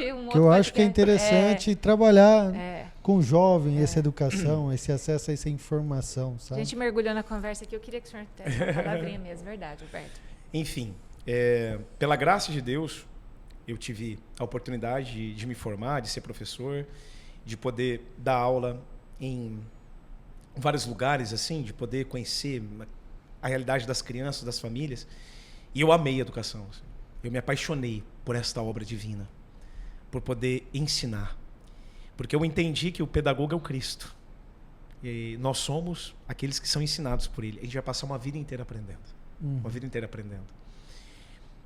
E eu fiz a graduação, a licenciatura, fiz o mestrado, tive a graça de concluir o doutorado e foi muito bom, foi maravilhoso. Eu lembro que na banca de doutorado eu vi as professoras se emocionando com tudo aquilo que a gente viveu junto. Foi lindo, assim, o processo que Deus nos permitiu foi maravilhoso, assim. Foi muito bom mesmo. Deus foi realmente ali muito misericordioso comigo de permitir que eu estivesse com família, fizesse aquelas pesquisas de campo, foi lindo. E alguém disse, e vai parar aqui? Vai parar aqui? A professora não sabia que eu era seminarista na época. E ela falou assim, nossa, mas tem um quê messiânico nesse trabalho? Aí o professor, não, fala que você... E quando eu disse, ela, nossa, que coisa. Então, não, isso tem que ser assumido, é a tua vida, é a tua história. E alguém disse, olha, talvez você fica questionando, por que eu não fui para o seminário antes, né? Porque eu já seria padre. Mas Deus te queria, realmente, assim, com esses aprendizados. Um dia você vai pegar esse diploma, colocar na mesa e vai entender por quê. E aí chega no ponto em que os jovens são um grupo geracional difícil para a gente poder cuidar. Tem uma rebeldia aí, muitas tensões. E as questões do mundo. Então a gente precisa de muito tato, né, para conseguir. Precisa de um jeitinho particular para poder cuidar desses jovens. E não é qualquer um que... Não, que tem enfim, acesso. Não. É um chamado. E eu fui escutando esse chamado, como eu disse para vocês aqui, desde aquele momento, com os jovens e tal, enfim. E aí foram dizendo, padre, nós, irmão na época, né? Nós precisamos de alguém que, nossa, que cuide disso. Por exemplo, a gente precisa de uma escola que cuide melhor disso. Sabe, que fale mais disso, que eduque para as virtudes, que trabalhe mesmo o coração do jovem, desse jeito com alegria, sabe? Sabe, com alegria, de verdade. E sendo o amor, sabe, aquele amor feliz, sabe? Aquela autoridade com a graça de Deus ali agindo, com amor mesmo, cuidado. Eu falei, vamos rezar, se Deus um dia nos permitir e tal. E aí eu ainda dizia, vai ser das famílias que vai surgir. E aí, quando eu me tornei padre, e agora, padre, vamos achar um lugar, vamos lá e tal. E aí, uma família que eu amo muito, o Jander, Flávia, as crianças e tal. Padre, precisa colocar isso em prática. A gente precisa de uma escola para os nossos filhos, assim, que eles sejam ensinados, né, a não só passar no vestibular, mas passar pela porta estreita. Perfeito. Que eles possam aprender aquilo que são os saberes necessários, mas que eles aprendam a viver. Então, hoje a diferença é que se eu tenho um filho que eu quero, sobretudo, além de ter um sucesso de carreira, né, que todo pai deseja isso, mas o mais importante, passar por essa porta estreita, o Colégio Eucarístico, essa vai ser o objetivo de vocês, a meta de vocês de Exatamente, exatamente. É lindo, assim, as famílias confiando ali no trabalho, os professores e tal. É uma obra das famílias mesmo.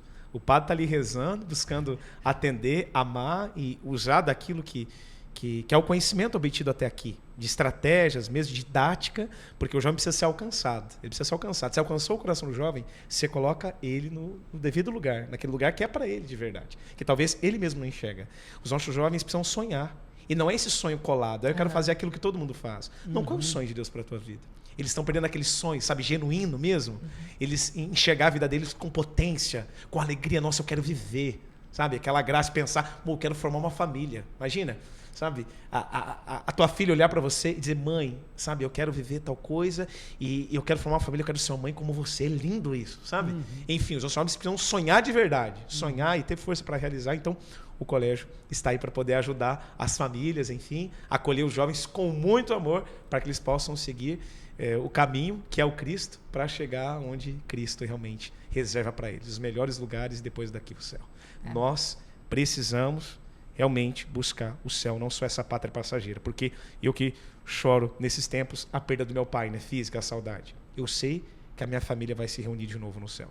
Imagina nossa família reunida no céu, por isso que a gente tem que buscar o céu. Deus, desde aqui, tem que ser a minha principal busca. Não adianta simplesmente ter vários alunos, sabe, com tais, sabe, enfim, notas, conquistas. Enem, faculdade, Harvard, não. Se realmente eles estão vazios. Vazios, assim. Não estão buscando a Deus. Então, a gente precisa tocar mais nesse ponto, enfim, ter uma missão para isso. Tal missão, enfim, confiando que Deus tudo fará. E agradeço a todos aqueles que apoiam e estão rezando para esta missão e por tantas outras que Deus nos permite. Perfeito, tá abençoado. Espero Amém, que Padre. dê certo, com certeza. Pode contar com o nosso apoio. Nós agradecemos muito a sua presença aqui. E maiores detalhes do Colégio Eucarístico nós vamos disponibilizar no Levantando a Capivara. Muito obrigada. Isso aí, levantando a capivara para a salvação das almas. Exatamente. Eu fiquei muito feliz, eu fico muito lisonjeado e feliz.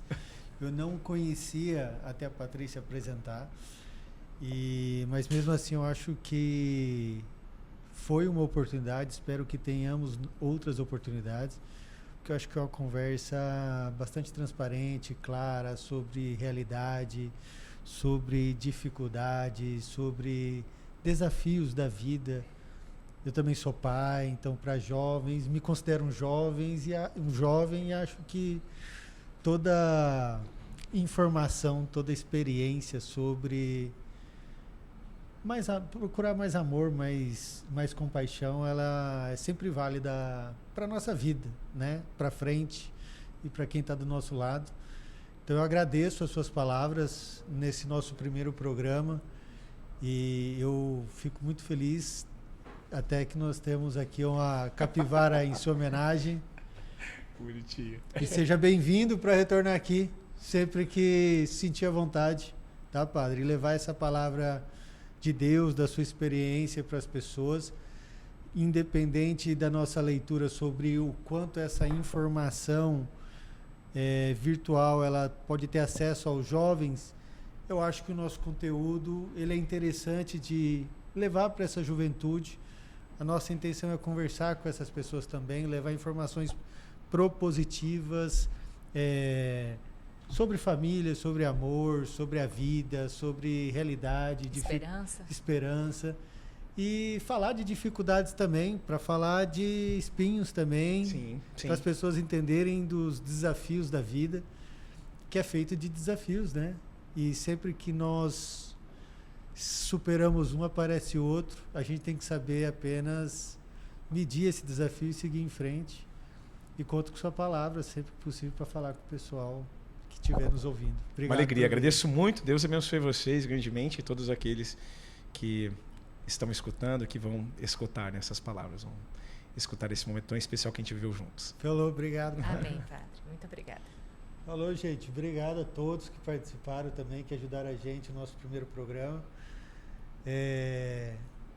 Mais uma vez também fico muito feliz, lisonjeado com a equipe, a Darcy e o Júnior também, que são nossos amigos e parceiros nesse projeto.